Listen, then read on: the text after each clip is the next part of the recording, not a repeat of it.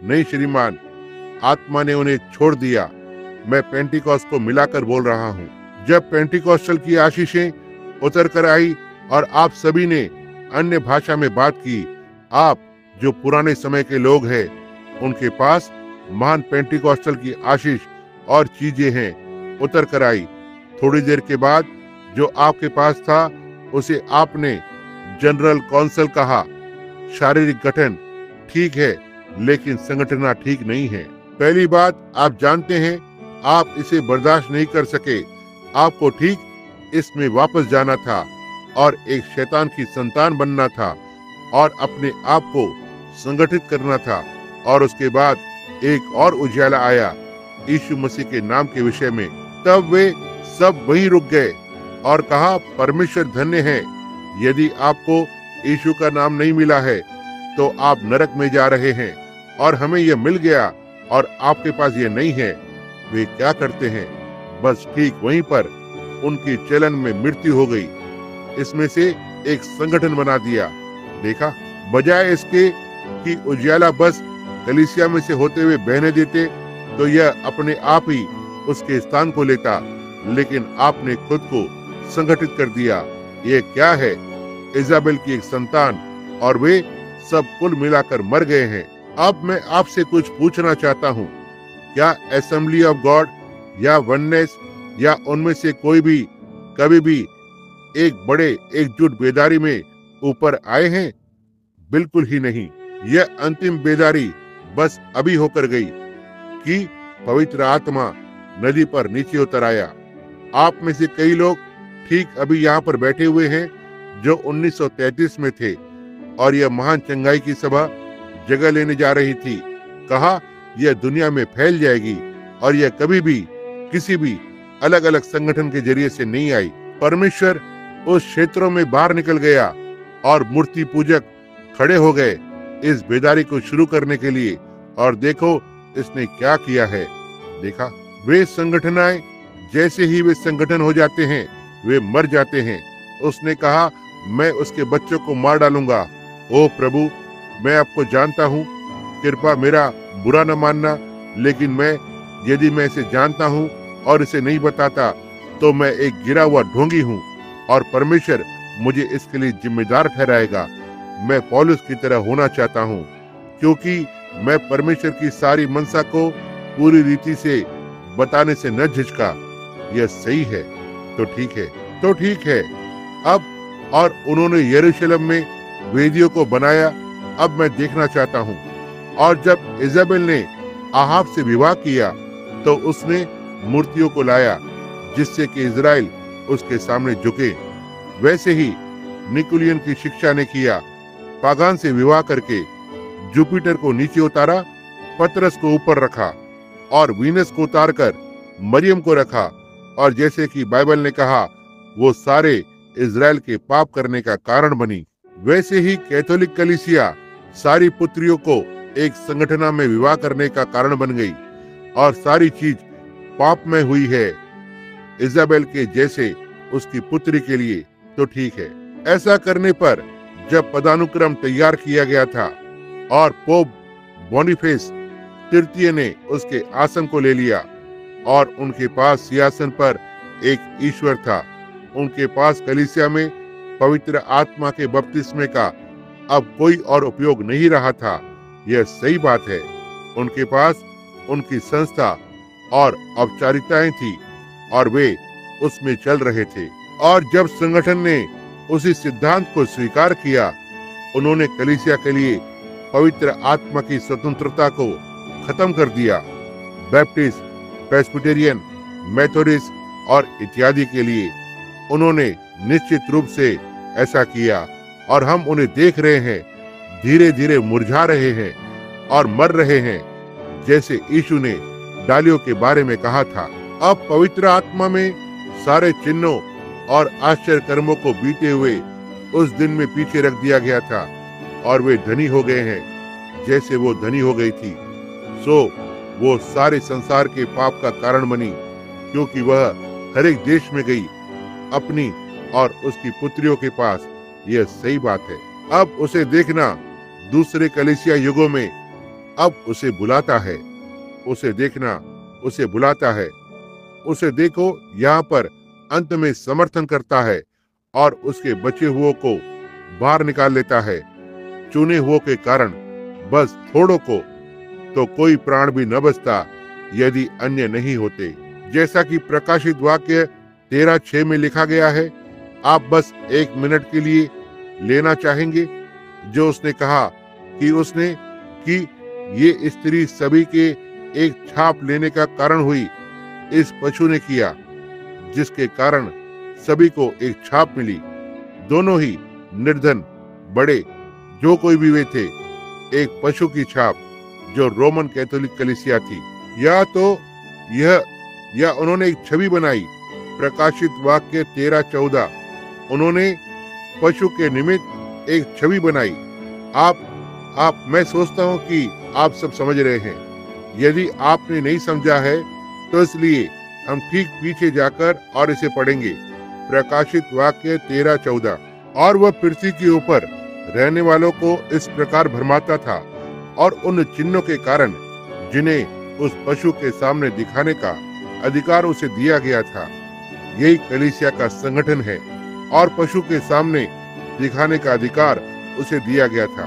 पृथ्वी के ऊपर रहने वालों से कहता था कि उसके निमित्त एक मूरत को बनाओ जो कि घातक घाव थे, पागनवाद और उस तलवार के द्वारा था, और वह जी गया है पोप के पद के जरिए से, पागन रोम से लेकर पापल रोम।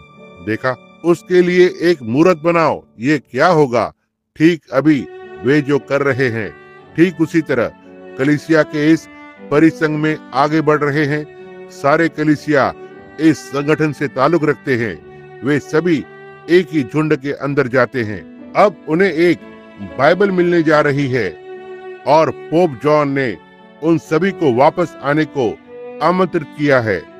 कैटरबरी के आर्क बिशप वे सब वहां जा रहे हैं।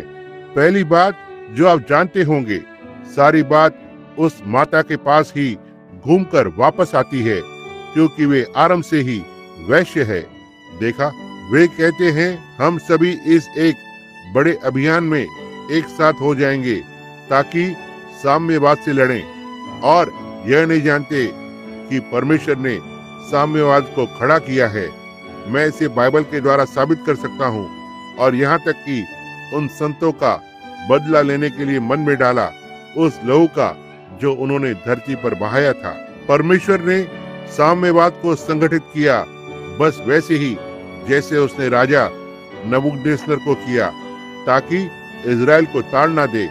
उसने साम्यवाद को ऊपर लाया और किसी दिन वो रोम को नक्शे पर से उड़ा देगा। बिल्कुल यही है, परमेश्वर ने ऐसा कहा, यह सही है। मैं साम्यवाद के विरोध में हूँ, यह परमेश्वर विरोधी है, निश्चय ही ये है। लेकिन आप उस लोहे के पर्दे पर इतना अधिक ध्यान न दें, लेकिन उस बैंगनी पर्दे की ओर देखें। फौज की शहीदों की किताब पढ़ें और आप इसे देखेंगे, यह सही है। अब आइए हम कहां, और फिर आप यहाँ आकर देखते हैं कि वो सबका कारण बनी, धनी निर्धन, कि उन्होंने एक छाप को पाया, लेकिन वहां एक ऐसा वर्ग है कि वो उसे छू नहीं सकती थी। आप इसे जानते हैं। प्रकाशित वाक्य 13:8। यह सुनना, मैं इसे पढ़ता हूँ। और मैं समुन्दर की रेत पर खड़ा हुआ था। मैंने एक पशु को समुन्दर में से निकलते हुए देखा, जिसके 10 सींग और 7 सिर थे। उसके सींगों पर 10 राजमुकुट और उसके सिरों पर निंदा के नाम लिखे हुए थे। यही वो 7 पर्वत है। हमने ये सब पिछली रात को लिया था, आप जानते होंगे। और जो पशु तुमने देखा वह चीते की नाई था। उसके पांव भालू के जैसे और उसका मुंह सिंह का सा था। और उस अजगर ने, जो लाल शैतान था, जो उसके बच्चों को खाने के लिए स्त्री के सामने खड़ा था, जो रोम था, हम सभी जानते होंगे, और अपनी सामर्थ और अपना सिंहासन और बड़ा अधिकार उसे दे दिया। और मैंने उसके सिरों में से एक पर ऐसा भारी घाव लगा था, देखा मानो वह मरने पर है। देखो, पागनवाद, फिर उसका प्राणघातक घाव अच्छा हो गया। पापल उसकी जगह को ले लेता है, मसीहत में जुड़ जाता है निकुलियन के साथ और सारी पृथ्वी के लोग उस पशु के पीछे पीछे अचंबा करते हुए चले। कैथोलिकवाद आकाश के नीचे हर एक देश के अंदर फैल गए हैं। यह सही है, जैसा कि दानियल ने लोहे के मिट्टी के अंदर जाने के बारे में बताया और इत्यादि। और मैं आपको उस पर एक छोटी सी बात को दूंगा, उस लोहा और मिट्टी पर। क्या आपने ध्यान दिया या क्या मैंने कभी इसका आपको हवाला दिया है उस अंतिम बड़े सम्मेलन में जो उन्होंने यहाँ किया था, जहाँ खुर्शेव ने अपना जूता उतार दिया था और जूते से मेज पर मारा था। वहां पर 5 पूर्वी राष्ट्र, 5 पश्चिमी राष्ट्र इकट्ठा हुए थे। खुर्शेव ने पूर्वी राष्ट्रों का नेतृत्व किया, आइजनहावर ने पश्चिमी देशों का नेतृत्व किया। वहां पर 2 मुख्य नेता थे, 2 बड़ी पैर की उंगली। रूस में खुर्शेव, जिसका अर्थ है मिट्टी, आइजनहावर, जिसका अंग्रेजी में अर्थ है लोहा। हम अंत में हैं। और उन्होंने अजगर की आराधना की, क्योंकि उस पशु को उस अधिकार को दे दिया था। और यहाँ भवन में यही हमारा अगला संदेश है, आप समझते हैं। और यह कहकर पशु की आराधना की कि इस पशु के समान कौन है और कौन उससे लड़ सकता है। दूसरे शब्दों में यहाँ देखें, आइजनहावर के पास यहाँ संयुक्त राज्य में एक बड़ा नाम है, लेकिन रोम में वह कुछ भी नहीं है। रूस वह कुछ भी नहीं है। खुर्शेव रूस में बड़ा है, लेकिन संयुक्त राज्य में वह कुछ भी नहीं है। लेकिन वहाँ एक व्यक्ति है जो हर जगह बड़ा है, यही वो पोप है। यह सही है। आइए हम खुद को एकत्र करके संगठित करें और एक साथ आएं और बड़े बोल बोलने, और उसे एक मुंह दिया गया निंदा करने, और उसे 42 महीने तक काम करने का अधिकार दिया गया, और उसने परमेश्वर की निंदा करने के लिए मुंह खोला। और सिद्धांत की शिक्षा जो मनुष्य की आज्ञाएं हैं, ढींगमार, अभिमानी, सुख विलास ही के चाहने वाले, भक्ति का भेष धरने वाले, पर उसकी शक्ति को न मानने वाले, और उसने उसके नाम की निंदा की। पिता, पुत्र और पवित्र आत्मा को लिया बजाय प्रभु यीशु मसीह के। देखो, और उसके तंबू अर्थात स्वर्ग में रहने वालों की निंदा करें। और उसे यह दिया गया था कि संत लोगों के विरुद्ध लड़े। वहां पर सतावट बढ़ने लगती है और उन पर जय पाए, और उसे हर एक कुल और लोग और भाषा जाति पर अधिकार दिया गया। और पृथ्वी के वे सब रहने वाले उसकी आराधना करेंगे जिनके नाम उस मेमने की जीवन की पुस्तक में नहीं लिखे गए थे, जो जगत की उत्पत्ति के समय से घात हुआ है। ओ ओ ओ ओ ओ ओ ओ जगत के नेव, हमारे नाम यदि वे कभी किताब पर थे जो वहां पहले डाले गए थे। यीशु ने कहा, कोई भी मनुष्य मेरे पास नहीं आ सकता है सिवाय मेरा पिता उसे पहले नहीं खींचता है, और वे सब जिसे पिता ने मुझे दिया है वो मेरे पास आएंगे। मेरी भेड़ मेरी आवाज को सुनती है, यही वो भोजन है। देखो, और एक अजनबी, तब वो कह सकता है, ठीक है, मैं अभी कलीसिया में जुड़ा हूँ, मैं उतना ही अच्छा हूँ जितने आप हैं। यह भेड़ का भोजन नहीं है, यहाँ भेड़ का भोजन है। मसीह में एक साथ स्वर्गीय स्थानों में बैठे हुए हैं। ओह, वह बहुत ही अद्भुत है, क्या वह नहीं है? तो ठीक है, अब आइए इसे जल्दी से खत्म करें, क्योंकि ऐसा है।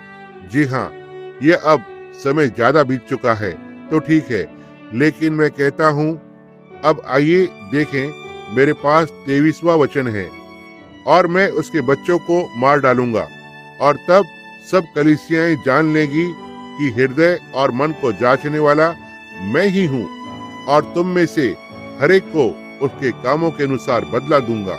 पर तुम थुआतीरा के बाकी के लोगों से जितने जो इस शिक्षा को नहीं, यह किस तरह की शिक्षा थी? संगठन, बिशप और आर्क बिशप और पोप की, देखो, यह शिक्षा नहीं मानते हैं। अब बाइबल में हमने कल रात को देखा कि इजराइल मोआब के जरिए से आ रहा है।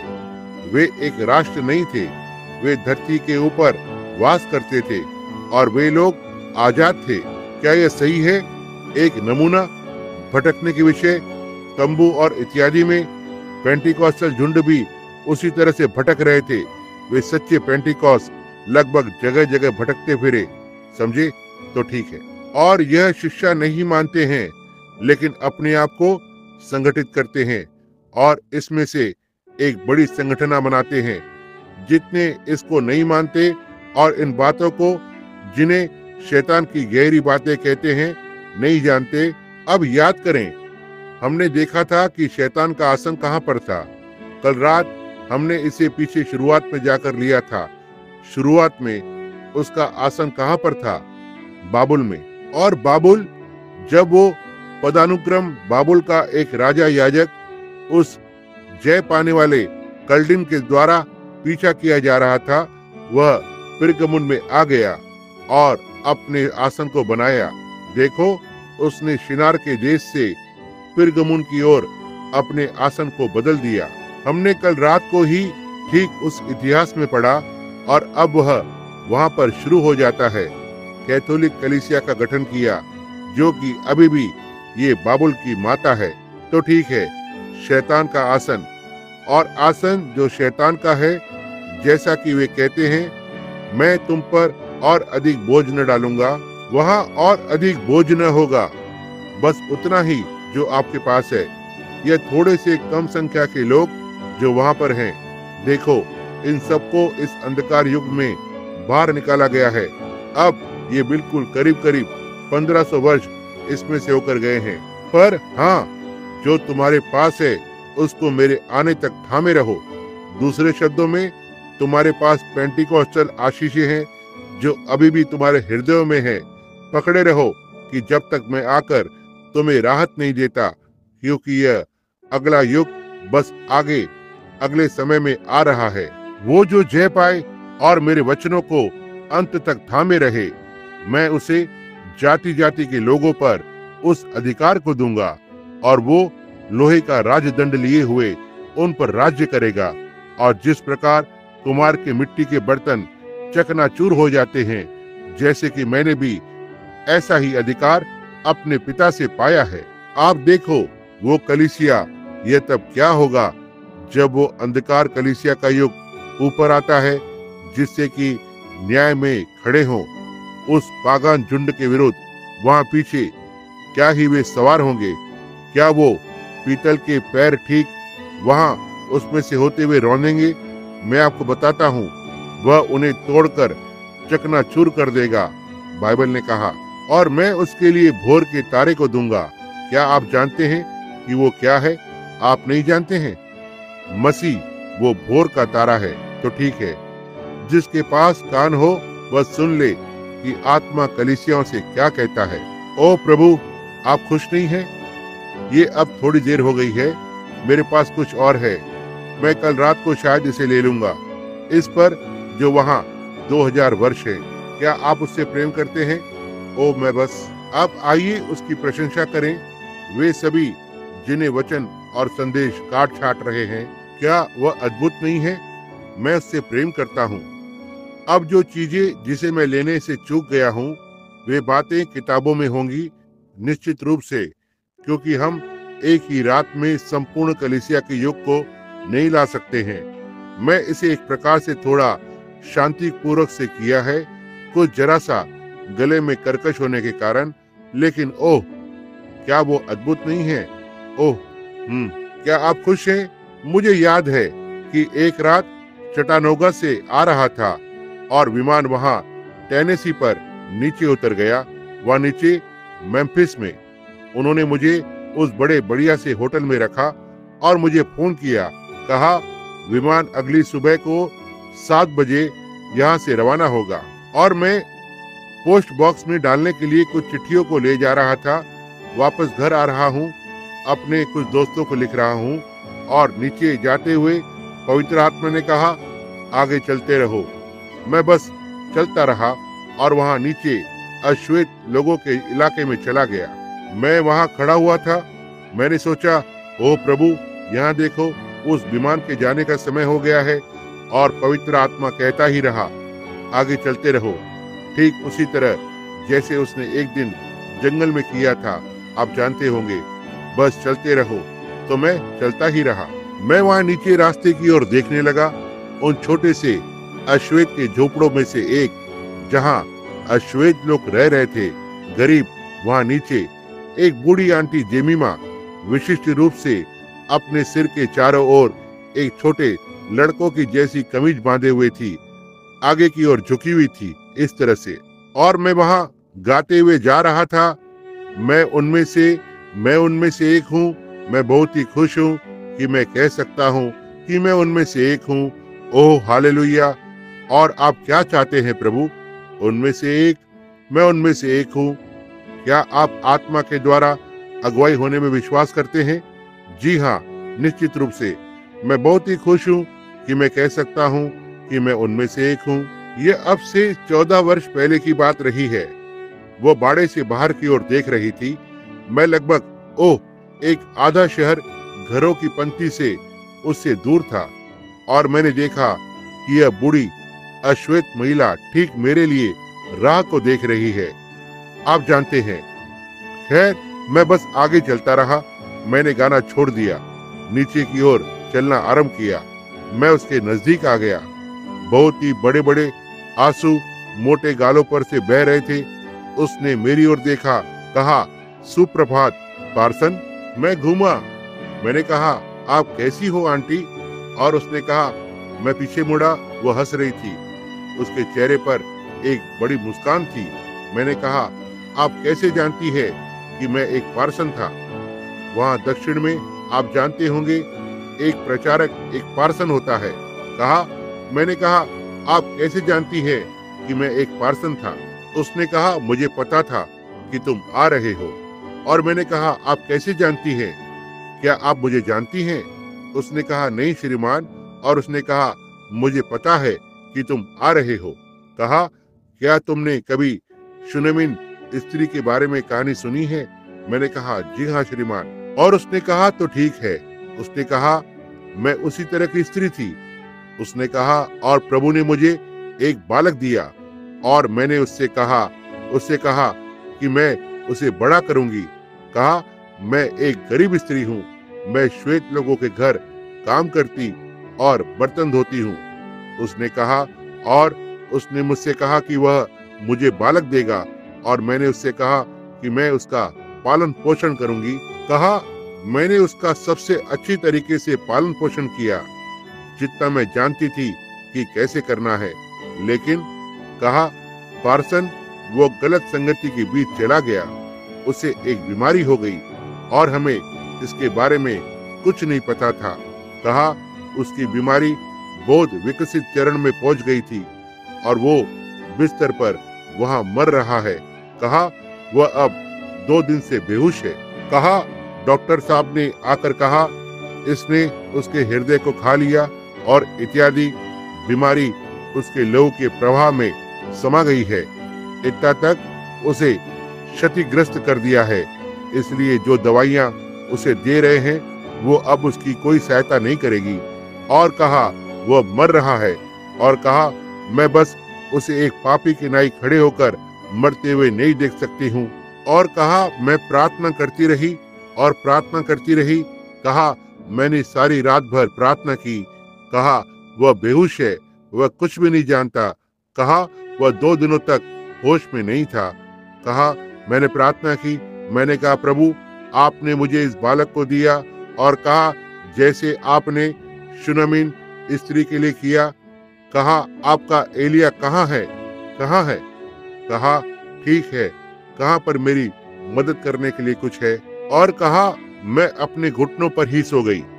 और उसने कहा, प्रभु ने मेरे सपने में मुझसे बात की, और उसने कहा, बाहर जाकर द्वार पर खड़ी हो जाओ, और वहां रास्ते पर से एक मनुष्य आ रहा होगा।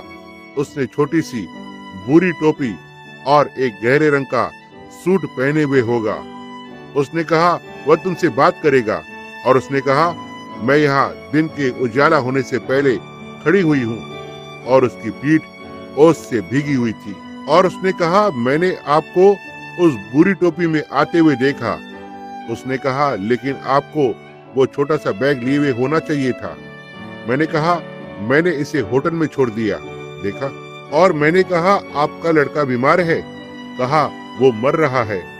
मैंने कहा, मेरा नाम ब्रैनम है। मैंने कहा, क्या आप मुझे जानती हैं? उसने कहा, नहीं श्रीमान, पार्सन ब्रैनम, मैंने कभी आपके बारे में नहीं सुना। मैंने कहा, मैं बीमारों के लिए प्रार्थना करता हूँ। उसकी उसमें कोई दिलचस्पी नहीं थी। वह नहीं चाहती थी कि उसका लड़का एक पापी होकर मर जाए। मैं अंदर चला गया। उनके पास एक पुराना दरवाजा था जिस पर एक दरवाजे की कुंडी लटकी हुई थी। उसे ऊपर की ओर घुमाना होता था। हो सकता है कि आप में से कई पूर्व की ओर के लोगों को पता न हो कि यह क्या है, लेकिन ये दरवाजे को बंद करने के लिए होता है। और मैं घर में चला गया। एक बहुत ही छोटे से पुराने 2 कमरे ऐसे दिख रहे थे जैसे जिसे हम छोटे शॉटगन हाउस कहते हैं, जैसे वहां ऐसे बने होते हैं। यहाँ एक कमरा है और यह रहने का कमरा, बेडरूम और सब एक साथ होते हैं, और रसोई वहां पीछे की ओर। जब मैं अंदर गया, यह एक छोटा सा सफेद रंग चढ़ा हुआ स्थान था और अच्छा था। किनारे पूरे खुले हुए और लकड़ी के तख्तों का। तो फिर नहीं, मैं सोचता हूँ कि उस छत के ऊपर डांबर का पेपर था। मुझे याद है कि उन बड़े बड़े बुलबुलों को देख रहा था, जैसे कि ओस हो, इसके ऊपर लटके हुए थे। फिर जब मैं अंदर चल कर गया तो उस दरवाजे के पार एक तख्ता लटका हुआ था। लिखा था, परमेश्वर हमारे घर को आशीष दे। ठीक यहाँ कोने में एक पुरानी चारपाई थी, यहाँ पर और एक यहाँ पर। वहाँ एक बहुत बड़ा लड़का लेटा हुआ था। फर्श पर एक गलीचा नहीं था। एक बहुत बड़ा लड़का, बड़े महीन दिखने वाले गाल, वहाँ खड़ा था। मुझे लगता है कि उसका एक वजन 170 या 80 पाउंड वजन था। लंबाई 6 फुट के लगभग थी और उसके हाथ में कंबल थी और ऐसे कर रहा था, और उसने कहा, माँ का छोटा बच्चा। और मैंने सोचा, माँ का छोटा बच्चा? और फिर भी उसे एक सिफिलिस नामक सामाजिक यौन संबंधित बीमारी थी और वो मर रहा था। और उसने उसके माथे पर चूमा और उसकी इस तरह से पीठ को थपथपाया, कहा, माँ का छोटा बच्चा। इसलिए मेरा हृदय बस बड़ा हो गया। मैंने सोचा, हाँ, कोई फर्क नहीं पड़ता आप कितने भी गहरे पाप में क्यों न हो, आप अभी भी उसके छोटे बच्चे ही हैं। फिर मैंने सोचा, देखो, चाहे वो कितना भी बुरा क्यों न हो, वो अभी भी माँ का छोटा बच्चा है। और मैंने सोचा, परमेश्वर ने कहा, एक माँ अपने दूध पीते बच्चे को भूल सकती है, लेकिन मैं तुम्हें कभी नहीं भूल सकता, क्योंकि तुम्हारे नाम को मेरे हाथ की हथेलियों में लिखा है। देखा, भला ये कैसे हो सकता है? मैंने उस गरीब बूढ़ी संत को यहाँ वहाँ घूमते हुए देखा। आप बोल सकते हैं भाई कि उसके पास घर में कुछ नहीं था, लेकिन उसके पास घर में कुछ तो ऐसा था जो इंडियाना के हर एक घर में या बाकी के हर एक स्थान में होना चाहिए। वो है परमेश्वर। मेरे पास यह होना है, बल्कि इसकी तुलना में सुंदर लड़कियों के साथ एक बड़ा सा घर हो और सारी बद्दी गंदी चीजें हों। पुरानी बाइबल वहां रखी हुई है जहां यह खुली हुई है। पुराने पन्नों में सिलवटें पड़ गई थी। मैंने उसकी ओर देखा और स्त्री ने कहा, पार्सन तुम्हारे लिए प्रार्थना करने आए हैं प्रिय। वो ऐसे कर रहा था, अंधेरा। और मैंने कहा, वह क्या कह रहा है? उसने कहा, वो नहीं जानता। डॉक्टर साहब ने कहा, वह अपने दिमागी संतुलन में नहीं है। कहा, वह सोचता है कि वो एक बड़े समुद्र में कहीं तो बाहर है और वह नाव चला रहा है और वह खो गया है। और कहा, यही वो बात है जो मैं बर्दाश्त नहीं कर सकती पार्सन, यह जानकर कि मेरा छोटा बच्चा मर रहा है, खो गया है। उसने कहा, मैं जानती हूँ कि आप मेरी मदद करने के लिए आए हैं, क्योंकि प्रभु ने मुझे ऐसा बताया है। मैंने कहा, मैं उसके लिए प्रार्थना करूंगा। और मैंने कहा, हो सकता है प्रभु उसे चंगा करे। उसकी उसमें दिलचस्पी नहीं थी। वो केवल चाहती थी कि वो उठ खड़ा हो और कहे कि वो बच गया है, बस इतना ही। बस जब तक वह बच नहीं जाता। कोई फर्क नहीं पड़ता, उसे किसी भी तरह से जाना है, इसलिए कभी भी जब तक वह बच नहीं जाता। ओह, यदि हम बस उसी रवैये को अपना सकते हैं, वो उस और अनंत घर पर होगा। वह जानती थी कि वह तब फिर से उसके साथ वहां रहेगी।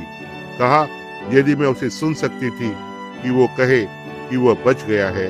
मैंने कहा, आओ नीचे की ओर झुके, और वह नीचे घुटनों पर आ गई और मैंने बस उस लड़के के पैरों को हल्के से पकड़ा और उसके पैर बहुत ही ठंडे और चिपचिपे थे और मैं उसके ऊपर डाली गई चादर को नहीं खींच सकता था। एक छोटा सा पतला कंबल जो उसने उसके ऊपर डाला था और उसने केवल नेकर को पहने हुए था, आप जानते हैं, और इसलिए वह इस तरह से वापस खींच रहा था, बस सोच रहा था कि वो उसमें था। उसने उसे पकड़ लिया और यह सोचकर कि वह पतवार को खींच रहा था, वह बार बार कह रहा था, बहुत अंधेरा है, बहुत अंधेरा है। तो उस स्त्री ने उससे बात करने की कोशिश की और वो बस कहता रहा, यह अंधेरा और ठंड है, बस खींचते हुए। तब मैंने उस स्त्री की ओर जरा सा देखा और वो वहीं घुटने पर गई और मैंने कहा, आंटी, क्या आप हमें प्रार्थना में अगुवाई करेंगी? उसने कहा, जी हाँ श्रीमान, बस वो और मैं और लड़का और कमरे में पवित्र आत्मा सब हैं। उस बूढ़ी संत ने प्रार्थना की। ओह, जब उसने उससे बात की तो आप जानते होंगे कि उसने उससे पहले बात की थी। जी हाँ श्रीमान, वह जानती थी कि वह किससे बात कर रही थी। उसने कहा, प्रभु, मुझे नहीं पता कि आप क्या करने जा रहे हैं। उसने कहा, लेकिन सब कुछ ठीक उसी तरह से है जैसा आपने कहा था। ओह प्रभु, ओह, मैं बहुत ही खुश हूँ, मैं बहुत ही खुश हूँ कि वह अब भी वही यीशु है। वहाँ पहले उन संतों के साथ पीछे था, वह आज भी वही यीशु है। और मैंने कभी भी उससे उसके धर्म के बारे में नहीं पूछा कि क्या वो बैप्टिस्ट है, पेंटिकॉस्टल है या क्या है। यह मेरा काम नहीं था। मैं तो सिर्फ पवित्र आत्मा का अनुसरण कर रहा था और वह भी वही काम को कर रही थी। हम देखना चाहते थे कि वो क्या करने जा रहा है, इसलिए हम नीचे घुटने पर आ गए और उसने प्रार्थना करना आरंभ किया। वह प्रार्थना में से होकर जा रही थी तो वो खड़ी हो गई और उसके सिर को चूमा, कहा, परमेश्वर मेरे बच्चे को आशीष दे। और फिर उसने कहा, अब क्या आप प्रार्थना करोगे पार्सन? और मैंने कहा, जी हाँ महोदया। और ठीक उसके बाद तो यह लगभग 8:30 बज गए थे, शायद 8:45, और मैं उस जगह से 2 मील की दूरी पर था और हवाई जहाज 7 बजे रवाना होने वाला था और पता नहीं था कि मैं कब वहां से बाहर निकलूंगा। तो मैंने अपने हाथ को उसके पैरों पर रखा। मैंने कहा, स्वर्गीय पिता, मैं इसे समझ नहीं पा रहा हूँ और मुझे कुछ समय पहले हवाई जहाज को पकड़ने जाना चाहिए था, लेकिन 1.5 घंटे पहले की बात थी। आप बस यही कहते रहे, चलते रहो, और यही एक बात है जो मैंने अभी तक देखा है। और उस स्त्री ने कहा कि उसने मुझे आते हुए देखा। यदि यह आप थे प्रभु, तो मैं नहीं जानता कि क्या करना है सिवाय केवल इस लड़के के ऊपर अपने हाथ को रखने के। उसने कहा, ओह माँ, कहा, अब यहाँ पर उजियाला हो रहा है। और तब से लगभग 5 मिनट के बाद वह बिस्तर के किनारे पर बैठा हुआ था, उसकी माँ के चारों ओर अपनी बाहों को ढाले हुए। मैं वहां से निकल गया, वहां से दौड़कर निकला और एक टैक्सी पकड़ी और अपने सूटकेस को लेने के लिए होटल में चला गया और सोचा था कि मैं वहां पर जाऊंगा और बस रुके रहूंगा। हो सकता है कि उन दिनों में 1 या 2 दिन रुकना पड़े। आप जानते होंगे कि यह कितना मुश्किल था, ठीक युद्ध के बाद हवाई जहाज को पकड़ना। इसलिए मैंने सोचा मुझे कुछ दिन इंतजार करना होगा और मैं टैक्सी में बैठ गया और वहां से हवाई अड्डे निकल गया। जैसे ही मैं वहां पहुंचा, उन्होंने कहा, लुइसविले, केंटकी के लिए उड़ान संख्या 196 अब जा रही है। परमेश्वर ने उस हवाई जहाज को मेरे लिए इस प्रकार से जमीन पर रोके रखा। ओह, मैं ये विश्वास करता हूँ उस समय से लगभग 2 वर्ष बाद मैं ट्रेन से वहां जा रहा था, वहां एरिजोना की ओर जा रहा था, भाई शरीट के यहाँ एक सभा को करने के लिए, और इसलिए मुझे भाई मूर और उन्हें अपने साथ लेना था। और इसलिए जब मैं वहां पर गया तो मैं वहां मेम्फिस में रुक गया और ट्रेन रुक गई। यदि आप सभी जानते होंगे कि यह कैसे रुकने लगती है, इस तरह से पश्चिम में जाने के लिए और फिर पीछे की ओर हटने लगती है और पटरी को बदलने लगती है और यहाँ से उसमें जाती है। और उन ट्रेन में सैंडविच वे उन प्रत्येक के लिए लगभग 60 सेंट मांगते हैं और मैं उन्हें 10-15 सेंट में खरीद सकता हूँ, आप जानते होंगे, और कहीं से।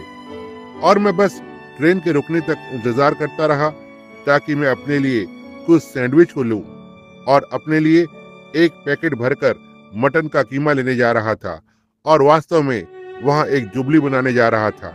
तो मैं बाहर की ओर कूद पड़ा और वहां से नीचे उतरकर बहुत तेजी से भागने लगा, जिससे कि मैं मटन के कीमे की छोटी दुकान पर पहुंच जाऊं।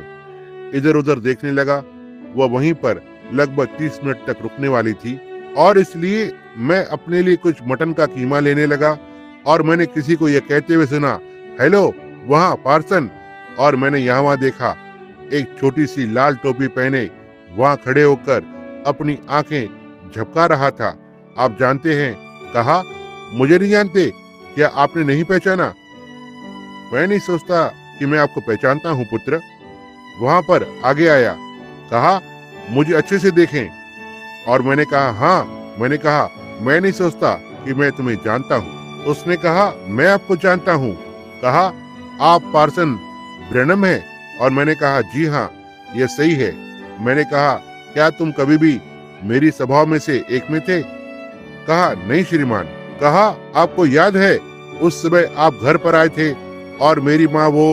ओह। मैंने कहा, तुम वो नहीं हो? कहा, हाँ मैं वो हूँ, हाँ मैं वो हूँ। उसने कहा, पार्सन।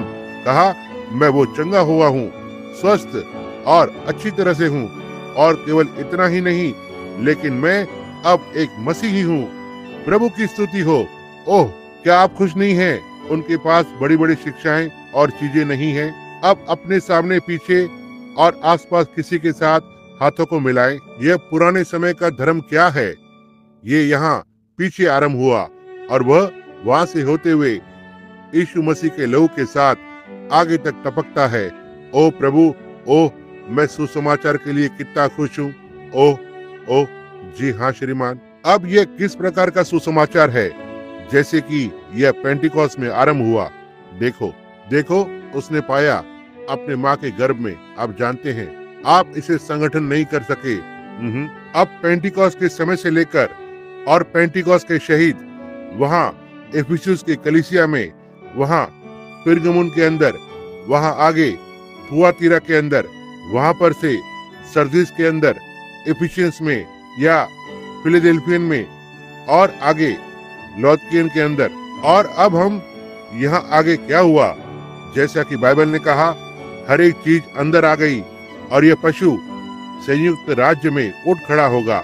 क्या आपको यहाँ पर 1933 में पढ़ा गया वो दर्शन याद है? मैं जा रहा था, कलीसिया तब यहाँ तक बनी भी नहीं थी। क्या नहीं जानते कि दर्शन क्या था? इसे अवचेतना कहा गया था। मैं बस एक युवा बैप्टिस्ट प्रचारक ही था, और मेरे सारे जीवन में मैंने उन दर्शनों को देखा। और मैं किसी से पूछूंगा कि उठकर कहे, क्या कभी उसमें से कोई भी दर्शन विफल हुआ है? नहीं, कभी भी नहीं हुआ। ये नहीं हो सकता है। देखा, यह नहीं होगा। और जैसा कि मैंने संडे स्कूल आरंभ किया, मैं एक अवचेतना के अंदर चला गया। हमारे पास यहाँ पुराने मैसोनों के घर में, जो चार्ली कर्न के स्थान पर मिला था, हमारा एक छोटा सा झुंड था। और मैंने इस राष्ट्रपति रूजवेल्ट को देखा, जो विश्व युद्ध के लिए दुनिया को नेतृत्व कर रहा है। पूर्वानुमान लगाया। मैंने कहा, वहां पर 3 वाद होंगे, नाजीवाद और फांसीवाद और साम्यवाद। मैंने कहा, यहाँ कितने लोग को याद है? मैंने कहा, अपनी दृष्टि को साम्यवाद पर लगाए रखना, ये वहां सबको इसमें अंदर लेकर आएगा। मैंने कहा, इथोपिया मुसोलिनी इथियोपिया जाएगा, लेकिन वह विफल हो जाएगा। और मैंने कहा, हमें अंत में जर्मनी के साथ युद्ध करने के लिए जाना होगा, लेकिन मैंने कहा जर्मनी बहुत बड़े ठोस पदार्थ के ढेर से किलाबंदी हो जाएगा। मैगिनोट रेखा के निर्माण होने के 11 वर्ष पहले, 11 वर्ष, मैंने कहा युद्ध के बाद हम अंत में इसे जीत लेंगे और युद्ध समाप्त होने के बाद यह पूरा हो जाएगा कि विज्ञान बड़ी बड़ी चीजों का आविष्कार करेगा। और मैंने कहा जब वे आविष्कार करते हैं तो वे एक मोटर गाड़ी को बनाएंगे और मोटर गाड़ी को लगातार आकार देते रहेंगे। आप जानते हैं कि वे गाड़ियां 33 में कैसी दिखती थी। तो फिर मैंने कहा वे अंडे की तरह हो जाएंगी, अंडे के जैसे दिखेंगी, क्योंकि मैंने एक महामार्ग पर देखा, एक बड़ा मुख्य महामार्ग, एक कार सड़क पर होकर गुजर रही थी जिसमें कोई चालक चक्र नहीं था। इसे एक शक्ति के द्वारा नियंत्रित किया जा रहा था। उन्होंने अब इसे पा लिया है।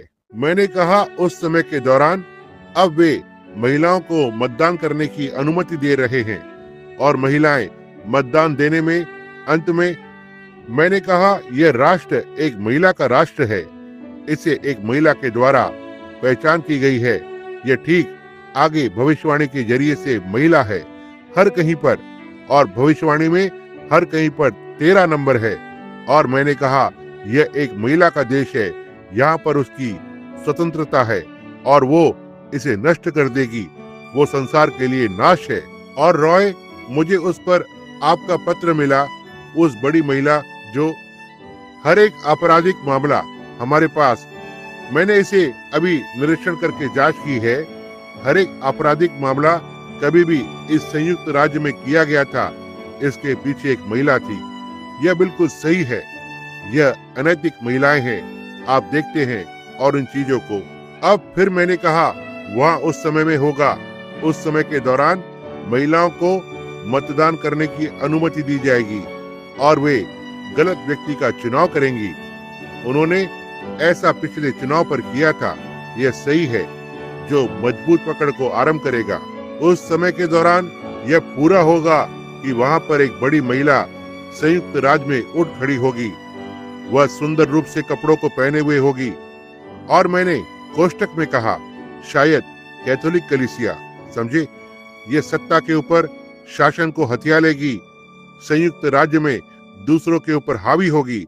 वह दिखने में सुंदर होगी, लेकिन वह जितनी हृदय में कठोर हो सकती है उतनी वो कठोर होगी। मैंने कहा तब मैंने फिर से देखा और मैंने देखा कि संयुक्त राज्य बस बिखर कर टुकड़े टुकड़े हो गया था, इस पर कुछ भी नहीं बचा था। और मैंने तब भविष्यवाणी की थी, अब यह यहोवा यो कहता है था। और सोचो, उन 7 भविष्यवाणियों में से 5 पहले ही हो चुकी है। कलीसिया एक अधिकार को ले लेगी, एक कैथोलिक कलीसिया, और अंत समय का आना हो रहा है।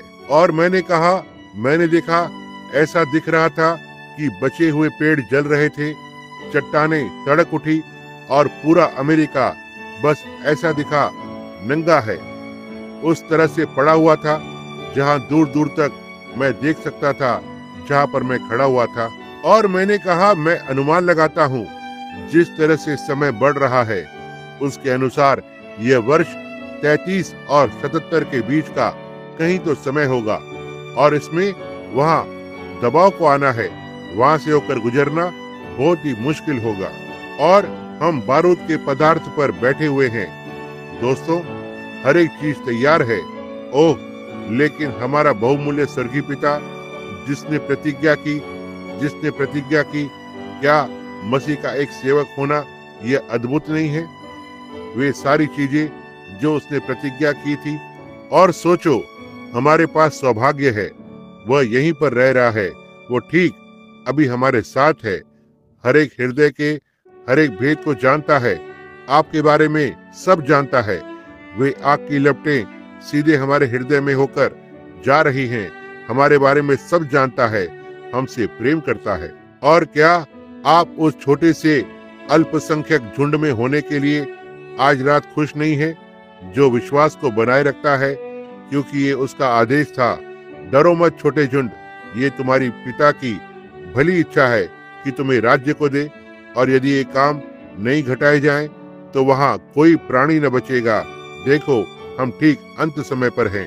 पेंटिकॉस्टल ठंडा गुनगुना होते जा रहा है, परमेश्वर के मुख से उगला हुआ। बस कुछ ही छोटा सा झुंड यहाँ खींच लिया गया, बस थोड़े ही, लेकिन उसमें आ जाएगा। देखो, दूल्हा आता है। और जब ऐसा होता है तो उनमें हर एक जन देखता रहता है, हर एक घड़ी इसे देखती रहती है। याद रखें, उनमें से 7 घड़ियां हैं और हम ठीक इस अंतिम घड़ी में हैं। लेकिन उन कुंवारियों में से हर एक यहाँ से होते हुए उठ गई। आमीन। ओह, यह क्या था? वही पवित्र आत्मा। तब जब कलीसिया चली जाती है, जैसे हमने रविवार की रात को लिया था, यूसुफ ने अपने आप को इजराइल के ऊपर प्रकट किया, उसके भाई लोगों पर। उसने उसकी दुल्हन को वहां से बाहर कर दिया और उसे महल के अंदर वापस भेज दिया। और वो यहूदियों के साथ अकेला खड़ा हुआ था और कहा, मैं यूसुफ तुम्हारा भाई हूँ। इसे वचन में ठीक उसी स्थान पर रखें जहां उन्होंने कहा कि वे शोक का एक दिन निर्धारित करेंगे और हर घर अपने आप में शोक करता है। उन्होंने कहा, तुम्हें वे घाव कहां से मिले? कहा, उन हाथों में से, तुम्हारे हाथों में। कहा, मेरे मित्रों के घराने में। वे उन्होंने उसे छेदा है, उसकी ओर देखेंगे और वहां पर वह खड़ा है, यूसुफ। उसने कहा, नहीं, जैसा कि यूसुफ ने कहा, अपने आप से क्रोधित मत हो, क्योंकि परमेश्वर ने जीवन को बचाने के लिए ऐसा किया। क्या? कलीसिया का जीवन। अन्य जाति, उसके नाम के खातिर अन्य जाति से बाहर निकाले हुए लोग। ओह, हम अंत में हैं मेरे भाइयों, हम यहाँ हैं। प्रभु का नाम धन्य हो। आइए इस अच्छे पुराने गीत को गाएं, जैसे पेंटिकॉस्टल भाई और बहन एक साथ मिलकर गाते हैं। अब आप कहते हैं तो ठीक है, मैं एक बैप्टिस्ट हूँ, लेकिन यदि आपने पेंटिकॉस्टल आशीष को पाया है तो आप पेंटिकॉस्टल हैं। तो ठीक है, तो ठीक है। अब सुनना मित्रों, यदि हमारे बीच में यहाँ कोई है जो यदि कहीं भी जीवन की यात्रा में से नीचे गिरा हुआ है, कि आपके हृदय में कुछ जरा सी करवाट आ गई है, मुझे सुनना, इसे वहां से अभी निकाल दें, कभी कुछ नहीं आने दें। आमीन।